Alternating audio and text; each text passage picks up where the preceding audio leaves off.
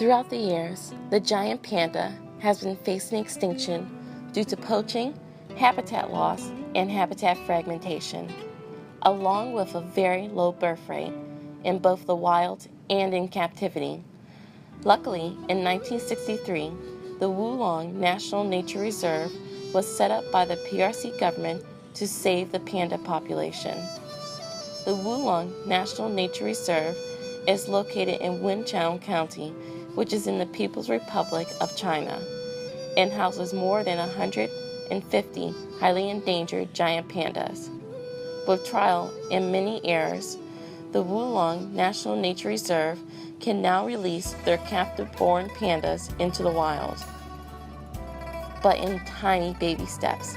The first baby step being taken on April of 2006, when the Wulong Reserve released 5-year-old Zing Zing after a 3-year training regimen that was intended to equip him with the skills that he needed to survive in the wild. Unfortunately, Zing Zing was found dead after 1 year. But it wasn't due to his lack of training, it was because of other wild pandas. But not letting that set them back, the Wulong National Nature Reserve pushed on.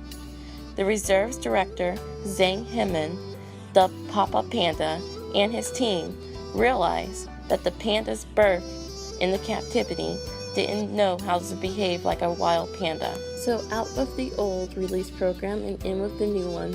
The new program mainly consists of eliminating all traces of humans from the pandas world and allowing the mothers to raise their cubs on their own.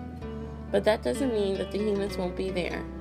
For the workers and anyone else who wish to come in contact with the pandas, they must trade their clothes for a furry black and white panda suit that has been smeared in, but not coffee, not jam, but panda pee and feces.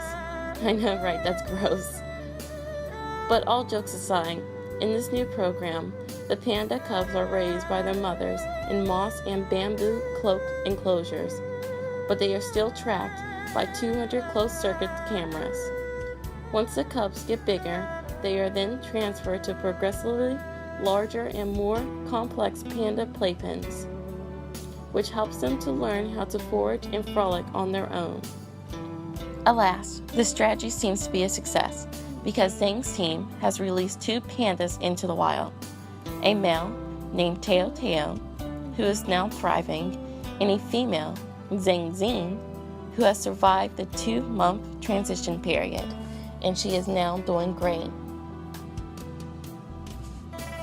Hopefully, in the near future, more will follow in the path of Teo Teo and Zing Zing, and the wild panda population will flourish once again.